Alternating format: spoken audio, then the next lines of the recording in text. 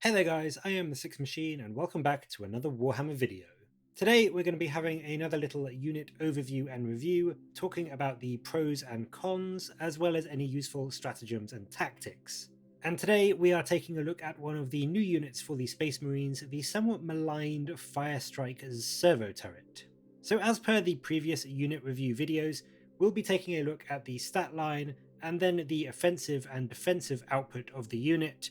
and then having a quick chat about any stratagems or particular chapters that could make use of this the most. So let's dig in and get started. The Firestrike Servo-Turret is, as I said, one of the more recent Space Marine releases, coming out after the Indomitus box itself came out, and as you can see, it comes with a stat line of Weapon Skill 3+, Ballistic Skill 2+, Strength 4, Toughness 5, 5 wounds, 2 attacks, Leadership 8, and a 2-up save.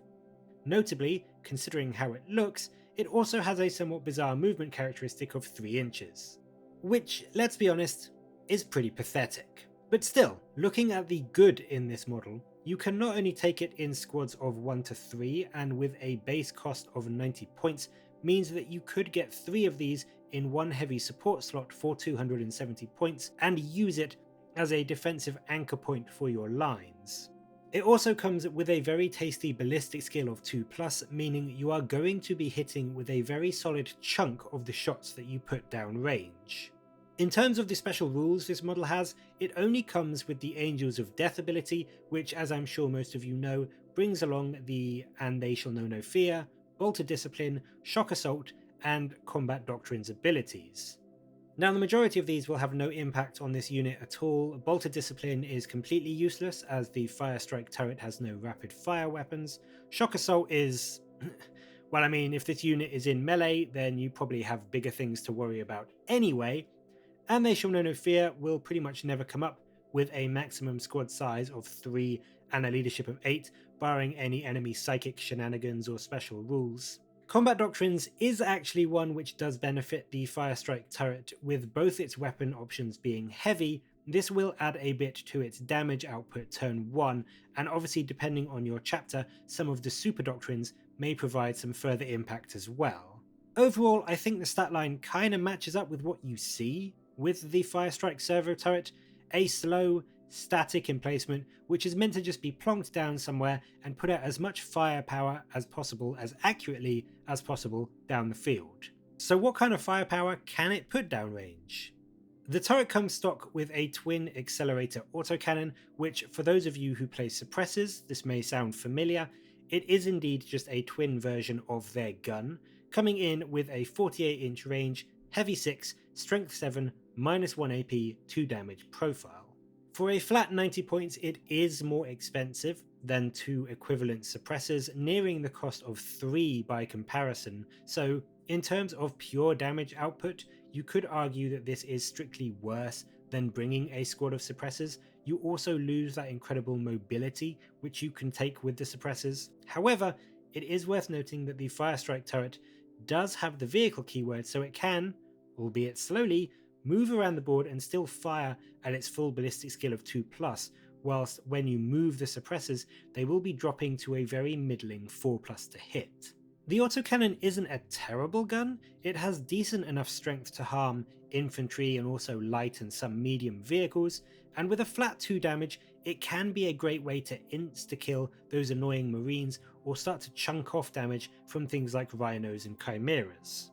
Being a heavy weapon, it does gain that extra -1 AP in the Devastator Doctrine, taking it to a flat -2 AP in turn 1. So against things like Predators, a single turret should average just under 2 unsaved wounds through, which means, depending on how lucky you are, you should get around 2 to 4 damage against a toughness 7 3-up save vehicle, which, I mean, that isn't bad if you're just a few wounds away from either destroying or bracketing that said vehicle. Against things like Marines in turn 1, you're looking at just over 2 unsaved wounds against a 3-up save, which, with the flat 2 damage, means you can be killing a couple of Marines a turn with this a relatively safe 48-inch distance. The other option the turret has is the twin las Talon. Now this is the same mini las cannon style gun we've seen on things like the Repulsor. It comes in with a mighty 4 strength 9 shots at -3 AP, d6 damage. However, it does come with a very strict limitation of only a 24-inch range, and importantly, it bumps up the price of the turret to a very hefty 130 points, which is really quite a big chunk of change. Now, this gun option obviously does have a lot of potential, being able to do on average just over 7 wounds to a Predator style tank in the Devastator Doctrine, but obviously quite easily being able to one-shot it if you roll well with the damage dice or save a command point for the reroll. However, as always, the swingy d6 damage is as much a detriment as it is a bonus. Getting all those 4 shots through to wounding and then rolling a few 1s and 2s is really going to make you regret spending 130 points on this model. And obviously the other really big issue to contend with is that it is very easy for your opponent to make sure that your Firestrike turret cannot even shoot at any decent targets turn 1. With a 24-inch range on the Las Talon and only a 3-inch move, you only really have an effective shooting range of 27 inches, which, I mean, sure, your opponent may have to place some units within range, but if I saw a group of these across the board, I would just plonk down some light chaff units on that side and then put my heavier tanks and elite infantry on the other side of the board or behind some line of sight blocking terrain, meaning that at the very least the turret would have to wait until turn 2 to get some shots off, meaning that it loses that extra little bonus from the Devastator Doctrine. Overall, I think that the Accelerator autocannon is largely the better option. Being able to put the turret down and knowing that you should realistically be able to have decent coverage across most of the board means that it's harder for your opponent to completely invalidate the firepower of this thing. And I think that whilst it's not as good at taking out tanks and vehicles, the autocannon has in general a slightly higher range of targets which you want to be shooting it at. Light and medium vehicles, heavy infantry, bikers, terminators, and then even in a clutch case, hordes can all be a somewhat viable target for the autocannon, whereas with the Las Talon, if you aren't shooting at those toughness 7 or toughness 8 armored vehicles, you kind of feel like you're wasting those points that you've spent on the Las Talon. But what about surviving the battle itself? How well can the turret stack up on that front? Well, as mentioned, it comes with a profile of toughness 5 and 5 wounds, all supported by a decent 2-up save. This isn't a bad profile by any means for 90 points, and even in Tactical Doctrine, a 10-man intercessor squad will need over 2 shooting phases to wipe it out even if they're in rapid fire range, so it can take quite a beating from lighter fire. Obviously things like a las cannon could just one-shot it if they roll very well on the dice, but that does come to a roundabout 12% chance of happening from a single ballistic skill 3+ devastator, so it isn't too likely to happen. It is just worth noting though that this thing will crumble to some focused anti-tank firepower if you let your enemy get a shot at it. And I think again this is where the autocannon makes its case over the las Talon, in that the best way to keep this thing alive is to simply have it sat back as far as you can, utilizing that 48-inch range of the autocannon, and meaning that a lot of your enemy firepower can't even hit you, or if they do want to, they'll have to wade through the rest of your army as it advances up before they can really start to take some pot shots at your Firestrike turret. With the las Talon, because of the range and also because of the damage potential the 4 shots have, I think that your opponent is just going to focus it down with a few stronger shots just to make sure it's gone and out the way as soon as possible. The autocannon, on the other hand, gives that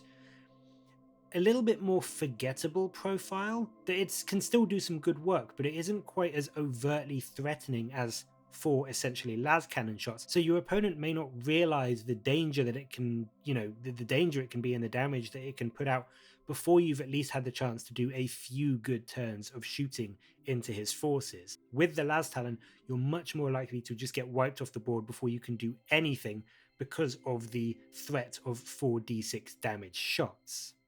Now, in terms of which chapters I think can make use of this turret, there are a couple that spring immediately to mind. First up, we have the Imperial Fists, and although their main chapter tactic is only of somewhat use, the extra bolter shots are obviously irrelevant, the ability to ignore cover with this turret can be very key. Shooting things like the autocannon into a squad in light cover basically turns it into an effective AP-3 gun in turn 1. And even the Las Talon, being able to make sure those pesky Marines don't get a 6-up save even when they're in cover turn 1, can really help avoid some frustration when your opponent is rolling 6s left, right and centre. The Super Doctrine ability for the Fists, although nerfed recently, still affects both weapon variants as they are both strength 7 or above, and it basically lets them add +1 to the damage characteristic of their guns in turn 1. Again, I think this benefits the autocannon more, bringing it to a nice, flat, reliable 3 damage, whilst for the Las Talon you are still very much beholden to the d6 roll. As I said before, if your opponent knows that you have that extra damage on turn 1, they are going to be keeping their heavier stuff outside of the 24-inch range of your Las Talon until turn 2, whilst the autocannon with its damage 3 turns into a genuinely quite decent anti-tank gun and can do it all while sat back at a very nice 48-inch range. The Salamanders also make a good case for use of the servo-turret, ignoring that -1 AP from enemy weapons, meaning that you keep your nice 2-up save against even more shots coming in from your opponent, and it definitely gives you that nice little boost to survivability against a wide range of weapons which could be aimed at this unit. Things like heavy bolters and autocannons are very good at taking out the Firestrike turret, and being able to ignore that AP-1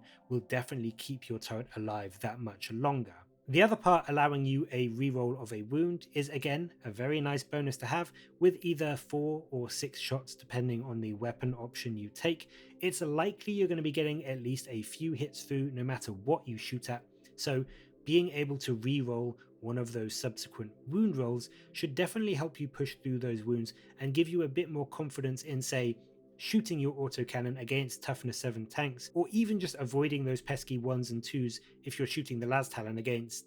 pretty much anything. Overall, I like the Salamander's bonus because it is a nice benefit to not only your damage output, but also your survivability. And although the Super Doctrine doesn't benefit this unit at all, I still think that this one is a worthwhile contender to consider because of the fact that it does add to both your survivability and your damage output for this unit, and it does make quite a significant improvement to the unit overall. Raven Guard and Iron Hands are two that are, again, okay. They both improve the survivability of the turrets by either giving you that 6-up to ignore wounds from the Iron Hands, or gaining light cover from enemy shots over 18 inches away for the Raven Guard. And whilst neither of the second parts of these particular chapter tactics don't come into play, with the turret not having a degrading profile for the Iron Hands, nor being infantry for the Raven Guard, it's still worth considering these if you do want to bring a Firestrike turret, in my opinion, and want it to be that little bit more survivable.